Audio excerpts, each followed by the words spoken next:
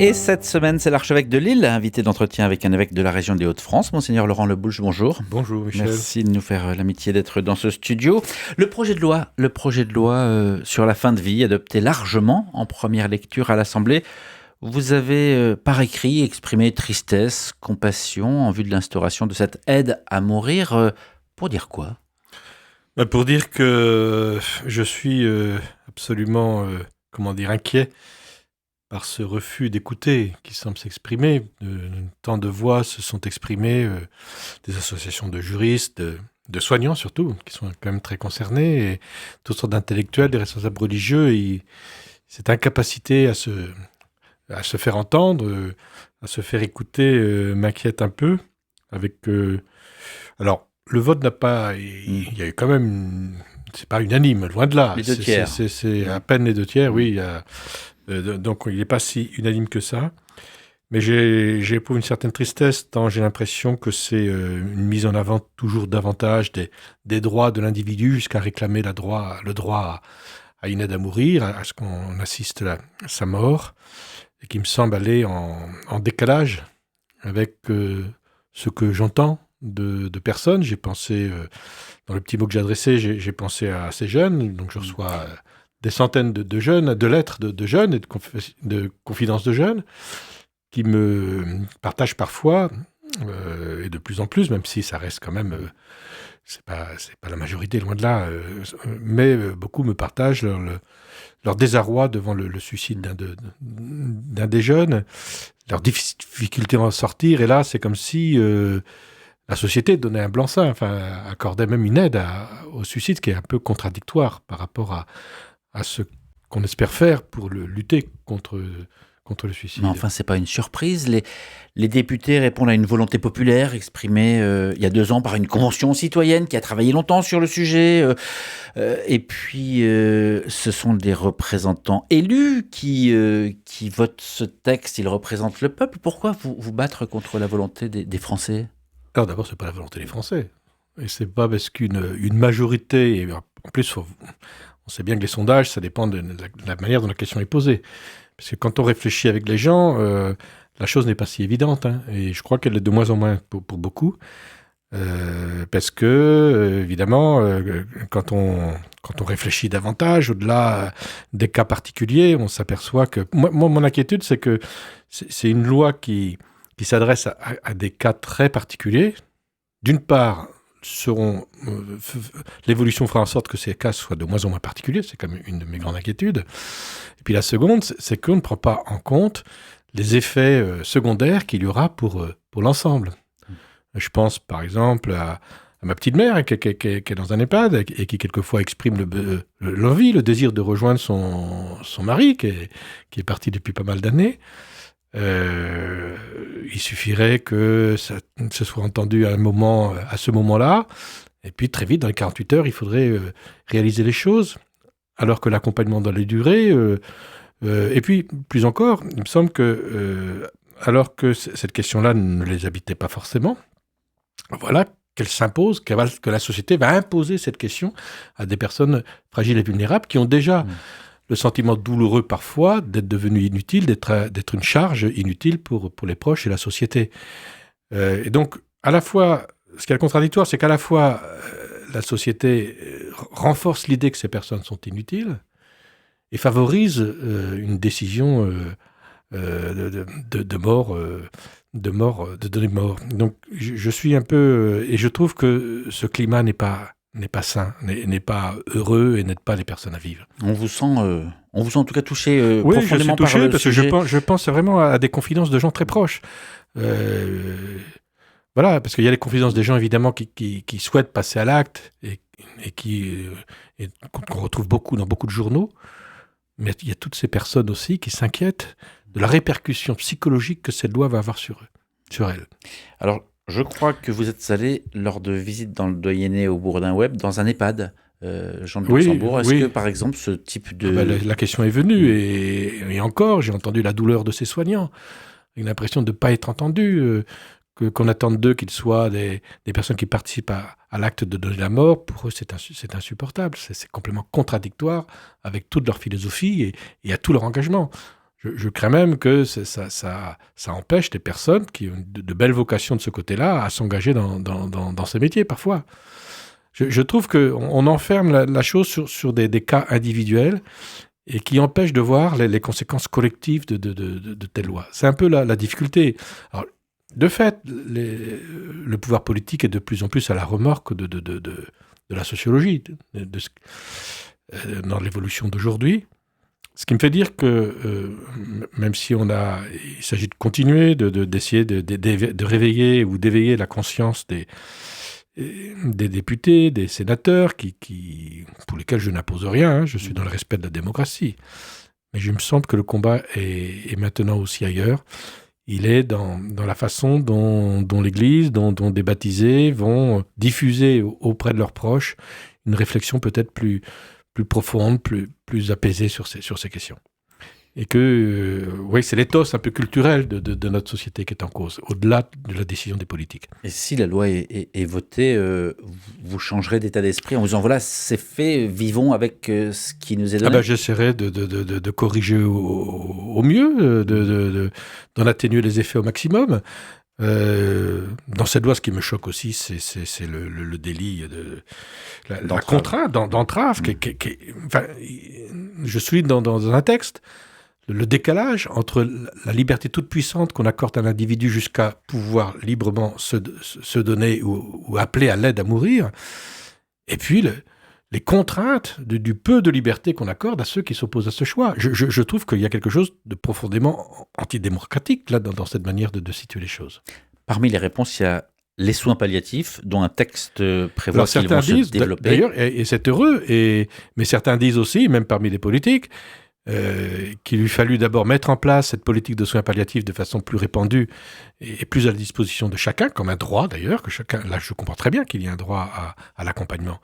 Et puisque les personnes, on le sait bien, dans beaucoup d'endroits, ces soins ne sont pas accessibles pour beaucoup de gens, quelle solution leur reste-t-il ? Ceux qui vous diraient, mais vous sortez de votre rôle d'évêque, vous entrez dans le domaine du politique, vous leur dites quoi ? Je leur dis que l'évangile concerne tous les domaines et que l'évangile n'est pas une parole réservée aux sacristies. Je parlais à l'instant de votre visite pastorale dans le doyenné au Bourdin-Ouep. Vous avez aussi rencontré, si mes infos sont bonnes, des aumôniers. Oh, vous êtes bien informé, sûrement.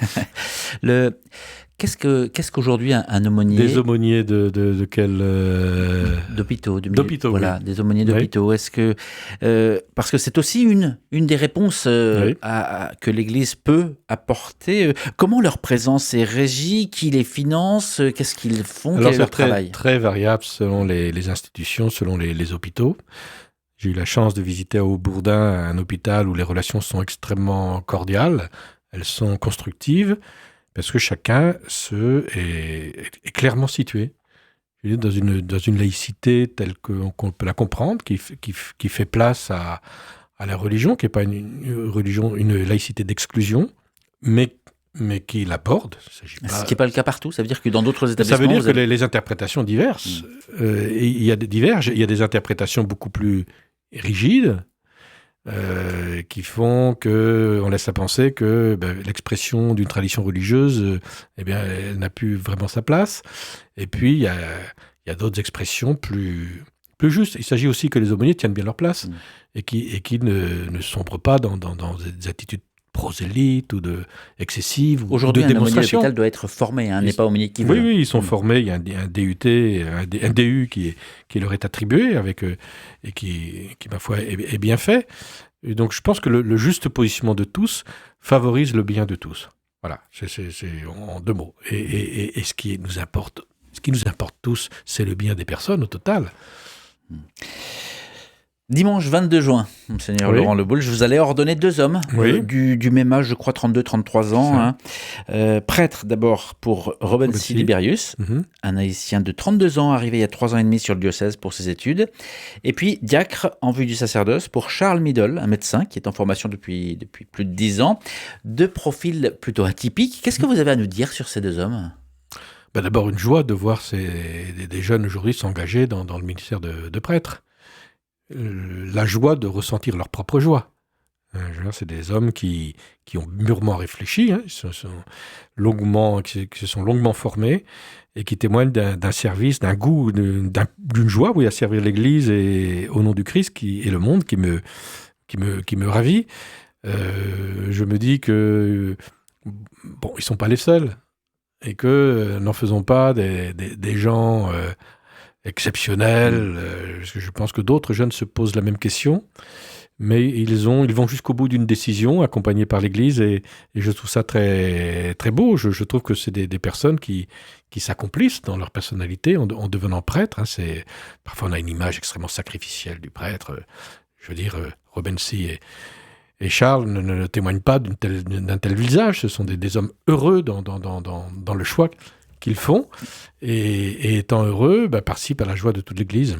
Vous citez Charles aussi, Charles Middle, qui est lui un médecin, oui. Hein, en formation, il est en GFU, je crois, depuis Alors, il n'est plus en GFU, oui, il a été longtemps. Il dépend du séminaire de Rome, c'est ça. Tout en étant médecin, oui, à la Cato. Vous avez un vicaire général en ce moment, qui est aussi, médecin. Oui. Voilà. Qu'est-ce que ça apporte un prêtre médecin ? Je pense que ça développe une attention à l'autre, une attention à la personne, une prise en compte peut-être globale, un peu intégrale de la personne. Puis ça dit quelque chose aussi de la diversité des prêtres. Et moi, je suis très heureux de cette diversité que je ressens ici dans notre diocèse, qui ont des passés différents, des expériences différentes, des formations différentes, unis dans le même don au Christ, dans le même don pour l'Église. Mais ça enrichit, je veux dire, la palette des prêtres. On a parfois une vision aussi assez monolithique du prêtre, qui tous devraient se ressembler, et ça n'est pas vrai. Il y a une belle diversité qui me réjouit. Alors ces ordinations, donc le 22 juin après-midi à la cathédrale de Lille, tout de même par leur petit nombre aussi, pose la question de l'avenir. Ça remodèle dans pas mal de diocèses, notamment pas loin d'ici. Les paroisses ne sont plus les modèles de base des communautés chrétiennes. À Arras ou à Amiens, de nouveaux formats sont inventés, chants missionnaires, qui ne sont pas forcément des regroupements de paroisses. Pour le diocèse de Lille, quelle est la direction que vous allez prendre, que vous prenez ? Eh bien, on va la chercher. On va la chercher ensemble, et je me donne quelques années pour la chercher. Je pense qu'à la rentrée, on aura l'occasion, on va laisser passer les vacances, mais à la rentrée prochaine, je pense que c'est un des chantiers qu'on va devoir aborder, en prenant le temps du discernement. Donc, ce matin, j'étais en réunion sur ce sujet, pour voir qu'il faut trouver surtout la bonne méthode, qui puisse associer les gens, parce qu'il ne s'agit pas de décider au-dessus des gens, mais qui soit vraiment éclairé au mieux par les enjeux, par une fidélité à l'Église. Il ne s'agit pas de vivre une autre Église, mais que ce soit vraiment l'Église dans sa mission. Mais il nous faut un peu de temps, vu la complexité quand même d'un diocèse, qui a beaucoup de réalités très diverses entre les quartiers populaires, entre la frange rurale, la métropole, la côte. On est sur des réalités multiples qui rendent l'opération peut-être plus délicate. Est-ce que vous allez en Italie cet été, avec les jeunes qui pèlerinent au Jubilé ? Oui, j'irai à Assise, non pas à Rome, mais à Assise. Je vais les avant Rome. Donc vous n'irez pas voir Léon XIV ? Non, pas cette fois-là, mais je retourne au mois de novembre ou octobre par 2 fois, et là j'espère que j'aurai peut-être l'occasion de le voir, oui. Alors on a tout dit ou presque sur cet homme aux multiples facettes, origines. Vous, qu'est-ce que vous retenez de ces premiers pas de pape ? Je retiens un sourire humble, un message vraiment centré sur l'Évangile et l'annonce de l'Évangile. Je retiens un homme de paix, de conciliation, un homme de grand respect des personnes. On a reçu une lettre, les évêques, là, de fin mai, le 31 mai. Qui est inédit, je ne l'avais jamais vu. Et avec une allusion très spirituelle. Donc c'est un homme profondément spirituel, qui est plutôt un homme qui entraîne, et qui entraîne d'une manière positive. C'est pas quelqu'un qui va taper, qui va... On sent qu'on est sur des démarches beaucoup plus... Mais vous parlez de ce courrier, de ce message qu'il a envoyé effectivement à la Conférence des évêques de France à l'occasion du 100e anniversaire de la canonisation de Saint-Jean-Eudes, Saint-Jean-Marie Vianney, Sainte-Thérèse de l'Enfant Jésus. Un courrier, est-ce que c'est le bon moyen de réveiller un courrier à des évêques, est-ce que c'est le bon moyen de réveiller l'espérance ? C'est pas le seul moyen, évidemment. Ça reste limité forcément. Moi, je l'ai partagé à certaines personnes, mais Voilà, mais c'est de l'ordre d'un symbole. Est-ce que c'est d'un accessible signal. pour le commun des mortels? Oui, vous allez sur le site de la conférence et il est tout à fait accessible. Il a une belle plume aussi, c'est quelque chose que j'apprécie. C'est un littéraire. C'est le pape qui a écrit Pourtant ce message? Oui, j'imagine que... Alors, peut-être que des personnes l'ont aidé, ce qui est tout à fait normal, mais on sent sa patte, sa plume. L'héritage chrétien imprègne profondément votre culture, écrit-il. Est-ce Oui. que c'est pas un message politique? Une nouvelle fois, pour un rappel à bon nombre de politiques qui aujourd'hui reviennent sur ce sujet. C'est pas parce que des politiques vont en faire un message politique qu'il est pour nous un message politique. Il est pour nous simplement un constat. C'était une réalité que notre pays a pour une part, pas uniquement, mais quand même pour une part, plonge ses racines dans l'apport du christianisme, dans les ressources du christianisme. Et il me semble que ce que veut nous dire Léon XIV, auquel j'adhère totalement, c'est que les chrétiens doivent prendre conscience de cela, c'est que ces ressources ne sont pas pour le temps passé, c'est qu'aujourd'hui encore, et j'en ai la profonde conviction, le christianisme propose des ressources pour la vie au monde. Alors ça ne veut pas dire que l'Église s'empare du pouvoir, s'empare de la manipulation des consciences et veut diriger le monde, mais qu'elle propose à notre monde des ressources vivifiantes pour la vie du monde. Et il me semble que nos interventions sur la question de fin de vie, par exemple, rejoignent cette nécessité pour l'Église, qu'elle soit entendue ou pas, mais d'indiquer une source de vie. À propos de mission, d'élan, de très nombreuses confirmations en ce week-end de Pentecôte, vous les faites toutes ou vous déléguez? J'en fais le maximum. Le maximum. C'est combien à peu près? Si je compte je sais pas, je n'ai pas le nombre exact. Là, il y aura 2 confirmations d'adultes. L'année prochaine, on sera obligé de passer à 3 parce que le nombre se multiplie. J'ai dû confirmer 700 personnes au total. Dans le parcours du confirmant, il y a cette lettre à l'évêque. Oui. Chacun doit écrire à son évêque. La question qui se pose chez certains, c'est est-ce que vous les lisez toutes et est-ce que vous y répondez? Alors, je lis toutes les lettres, ça me prend un certain temps. C'est pour moi souvent une expérience très lumineuse. Je veux dire, je m'arrête souvent, je dis « Oh, c'est pas possible, c'est pas possible. » Enfin, c'est pas possible. Je m'émerveille du travail de Dieu dans le cœur des hommes. Et pour moi, cette lecture est précieuse parce qu'elle m'indique de la manière dont laquelle l'Esprit Saint travaille notre monde aujourd'hui, travaille les cœurs aujourd'hui. Et justement, alors ça dit quoi de l'Esprit Saint aujourd'hui? Eh bien, ça dit, je fais l'analyse suivante qui vaut ce qu'elle vaut, mais il me semble que dans la fragilité du monde d'aujourd'hui, dans la fragilité de l'Église et la fragilité de beaucoup de personnes, cette vulnérabilité que nous ressentons tous, eh bien c'est le lieu où l'Esprit Saint travaille. Et pour moi, j'ai un peu cette conviction-là, en tout cas je la reçois de ces lettres de façon très forte, et qui m'encourage à ce que notre Église rejoigne, soit à l'écoute vraiment de ces personnes pour proposer l'Évangile. Il y a eu encore des témoignages récents dans la Croix, je crois, qui indiquent que le pourcentage de jeunes qui s'interrogent, avec des nombres tout à fait surprenants, même de personnes, de jeunes qui s'interrogent, pourquoi pas être baptisés, voilà. Alors, j'en fais pas un cri de triomphe, j'en ai pas un chant de gloire et de triomphe. Je suis plutôt le témoin humble et émerveillé de ce travail de l'esprit dans le cœur des hommes aujourd'hui. Avec ses fragilités aussi, avec son sens différent de l'engagement. Par exemple, une rencontre avec les adultes qui avaient reçu un sacrement l'an dernier était prévue en ce mois de juin.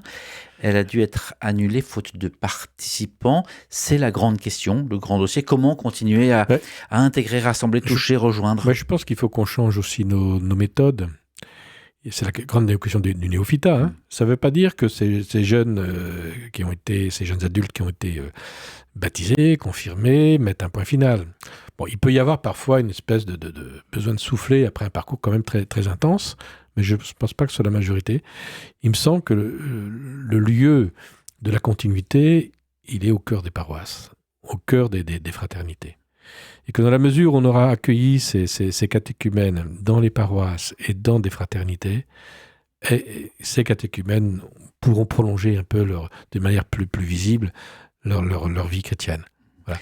Donc, j'étais d'ailleurs, je pensais même qu'il fallait qu'on change un peu de méthode et je proposais que plutôt que de faire un rassemblement un peu hors sol sur le diocèse, et autant les catéchumènes, c'est très important qu'ils voient l'évêque, mais de proposer un message d'une autre manière à travers les paroisses pour les néophytes. Je pense que je pense que c'est la proximité là, qui doit jouer. Les fraternités qui sont l'un de vos premiers chantiers Oui. ici dans le diocèse. Est-ce qu'on a une vue d'ensemble maintenant? Est-ce qu'on sait combien? Combien non, mais je sais qu'il y a des endroits où ça a flambé, des endroits où c'est plus. Mais j'associe dans Fraternité tous et qui sont très nombreux, toutes ces équipes de mouvement, d'aumônerie, où des gens se rassemblent en petits groupes d'une façon régulière pour approfondir la parole de Dieu, se ressourcer dans la prière et trouver de l'énergie pour être témoin. Pour moi, tout cela fait Fraternité. Monseigneur Laurent Le Boulch, on vient de marquer les 10 ans de Laudato Si, Oui. une encyclique devenue référence bien au-delà des cercles d'église, comme un rappel aussi aux consciences de l'humanité, de la nécessité de prendre soin de la maison commune.